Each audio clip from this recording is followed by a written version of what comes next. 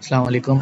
आज इस वीडियो में बात करेंगे कि जो बच्चे जिनका यूनिवर्सिटीज़ में एडमिशन हो जाता है और उनको यूनिवर्सिटी में टीसीएफ की बदौलत उनको कोई स्कॉलरशिप या फ़ीस प्रोसेस करानी होती है, तो आप सब ने ये फॉर्म भरना होता है। तो ये बहुत ही बेसिक सा फॉर्म है और ये फॉर्म भरते वक्त एक चीज़ ज़हन में रखनी है कि अगर आपने ये फॉर्म भर दिया और आपका दाखिला हो जाता है, अगर टीसीएफ फ़ीस पे कर देगा तो उसके बाद आपने हर हाल में उस यूनिवर्सिटी में जाना होगा।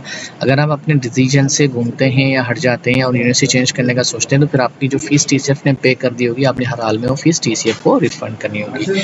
तो ये बहुत ही सिंपल सा फॉर्म है। कुछ बेसिक डिटेल्स है जो आप ऑलरेडी कर सकते हैं, सेल्फ एक्सप्लेनेटरीज है, तो हम इस पर टाइम नहीं लगाएंगे। कुछ चीज़ें हैं जिसको हमें डिस्कस करना होगा। इसमें आपसे पूछा जा रहा है कि जो आपका टीसीएफ कैंपस का जो आपका स्कूल का जो कैंपस है उसकी लोकेशंस क्या है, तो इसके अंदर कुछ फ़ीस दी हुई है। आपने उसी फील्ड के हिसाब से अपने स्कूल्स की लोकेशन डालनी है कि आपका लोकेशन क्या है।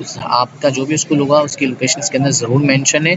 अच्छा, इसमें आपसे पूछा जा रहा है कि आपका जो स्कूल है वो पाकिस्तान के कौन से रीजन में है, तो टीसीएफ के हिसाब से जो स्कूल्स हैं उनको मुख्तलिफ रीजन्स के अंदर डिवाइड किया गया है, जिसकी लिस्ट आपके सामने शो हो रही है। ये दो चीज़ें एक्सप्लेनेटरीज हैं। अगर आप इन्हीं में से हैं तो आपने इनके हिसाब से चूज़ करना है।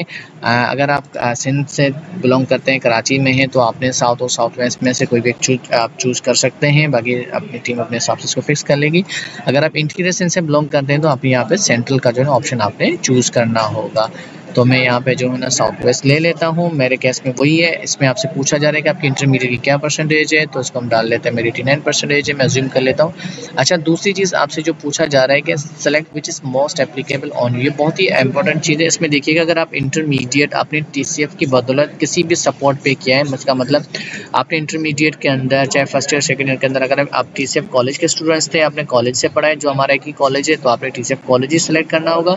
अगर आपको इंटरमीडिएट में अगर आपको कोचिंग की टीसीएफ की तरफ से स्कॉलरशिप मिली है तो आपने कोचिंग वाला ऑप्शन सेलेक्ट करना होगा। अगर आपने टीसीएफ की तरफ से यूनिवर्सिटीज़ की टेस्ट की तैयारी की है, उसकी आपको स्कॉलरशिप मिली है, तो फिर आपने टीसीएफ यूटीपी देना है। अगर आप में से इन तीनों में से कोई आपके ऊपर लागू नहीं होता तो आपने नीचे वाला चूज़ कर लेना है। मेरे केस में जो है ना ये बनता है, तो मैंने ये चूज़ कर लिया।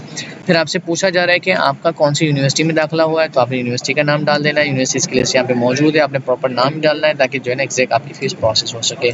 फिर आपसे पूछा जा रहा है कि आपका जिस यूनिवर्सिटी में दाखिला हुआ है क्या वो सरकारी यूनिवर्सिटी है या प्राइवेट यूनिवर्सिटी। अगर सरकारी होगी तो आपने पब्लिक चूज़ करना है, अगर प्राइवेट होगी तो आपने प्राइवेट चूज़ करना है। मेरे केस में प्राइवेट है तो मैंने यहाँ पे प्राइवेट चूज़ कर लिया। आपसे पूछा जा रहा है कि आपका कौन से प्रोग्राम में दाखिला हुआ है, तो मैं अज्यूम करता हूँ कि मेरा इंजीनियरिंग की कैटेगरी में दाखिला हुआ है, तो मेरा जो है ना केमिकल की प्रोग्राम की मैंने सिलेक्शन कर ली। आपके लिए नहीं है, ऑफिस यूज़ के लिए है। इसमें आपसे पूछा जा रहा है कि आपका यूनिवर्सिटी में कौन से साल में दाखिला हुआ है। लेट्स सपोज मेरा दाखिला 2026 में है, तो मैंने 26 ले लिया। और मुझसे ये पूछा जा रहा है कि क्या नाम है, मुझसे पूछ रहे हैं कि फिर जो है क्या नाम है यूनिवर्सिटी कौन से महीने में दाखिला हुआ है। मिसाल के तौर पर आज हम वीडियो बना रहे हैं तो हमारे पास अब मई का महीना है, तो मई में बन गई है और मेरा महीने में दाखिला। मुझसे पूछा जा रहा है कि आपका कौन से डिग्री की ड्यूरेशन क्या है। लेट्स सपोज इंजीनियरिंग का प्रोग्राम 4 साल का है, मुख्तलिफ प्रोग्राम्स की ड्यूरेशन होती है, तो आपने देख लीजिएगा आप जिस प्रोग्राम में जा रहे हैं वो कितने साल का प्रोग्राम है, कितने साल की डिग्री आपने। तो मेरे केस में ये है। इसमें मुझसे पूछा जा रहा है आप जो फ़ीस भरना चाहते हैं, जो आपको दाखिला मिला है उसकी फ़ीस भरने की लास्ट डेट क्या है। हमारे वाले केस में मिसाल के तौर पर हम ले लेते हैं कि 15 मई जो है ना लास्ट डेट है फ़ीस पे करने की, और हमने इसको जो है ना सेलेक्ट करके हमने ये कर दिया। ठीक है, फिर मुझसे ये पूछा जा रहा है कि जो आपका जो दाखिला हुआ है उसकी फ़ीस पे टोटल फ़ीस कितनी पे करनी है अभी इस सेमेस्टर की। तो जीआईके वाले केस की अगर हम बात करें तो उसकी तकरीबन 11 लाख से 10 लाख से 11 लाख होती है, तो मैं अज्यूम कर रहा हूँ कि इस साल जो है ना इसकी 11 लाख रुपए फ़ीस होगी, और मैंने यहाँ पे 11 लाख की फ़ीस मेंशन कर दी। आपकी जो भी फ़ीस होगी आपने अपने उस हिसाब से मेंशन करनी होगी।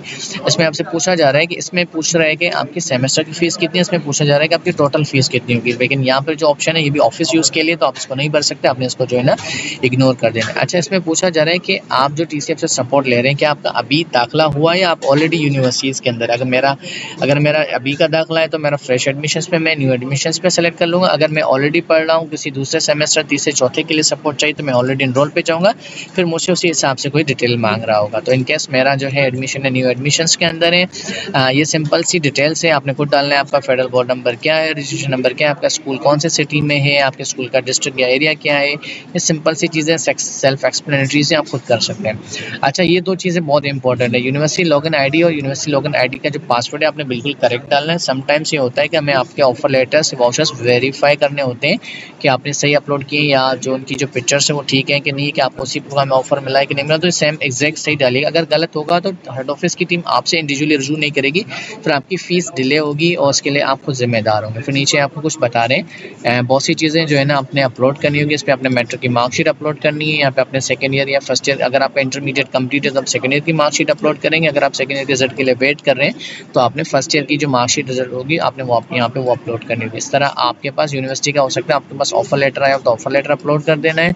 आप अगर आपका मेरिट लिस्ट बनी है तो मेरिट लिस्ट का स्क्रीनशॉट अपलोड कर देना है। अगर आपके पास फी वाउचर है तो फी वाउचर भी आपने अपलोड कर देना। अब समटाइम्स ये होता है कुछ यूनिवर्सिटीज ऑफर लेटर देती हैं, कुछ यूनिवर्सिटीज जो है ना सिर्फ वाउचर देती है। तो अगर वाउचर ऑफर लेटर आपके पास कोई एक हो, दोनों यूनिवर्सिटी से नहीं मौसूल हो रहे तो दोनों जगह पे एक ही डॉक्यूमेंट्स आप अपलोड कर सकते हैं। लेकिन कोशिश कीजिएगा कि जब अपलोड करें तो उसकी जो फाइल साइज हो 2 MB हो, 2 MB से ज़्यादा की फाइल अपलोड नहीं होगी आपके फोल्डर पे और आपका फॉर्म सबमिट नहीं हो सकता। ठीक है, उम्मीद है ये सबको फॉर्म समझ में आ गया होगा।